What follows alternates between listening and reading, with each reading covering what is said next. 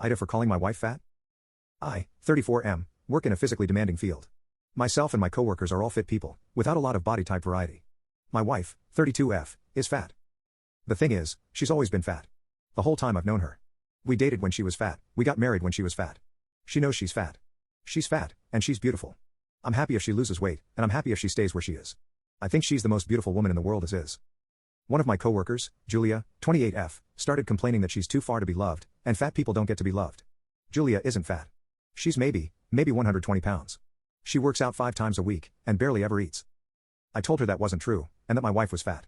She got really red in the face, and started telling me I wasn't allowed to call my wife fat, that I was insulting her, and that my wife was beautiful and curvy.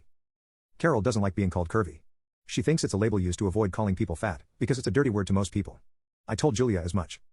Julia started threatening to tell my wife I called her fat. She pulled up her Instagram and told me she was messaging Carol that I was being mean. I beat her to the punch and called my wife. Put her on speaker, and asked if she was curvy or fat. Carol laughed, and said I hate that curvy shit. Fat and beautiful, baby.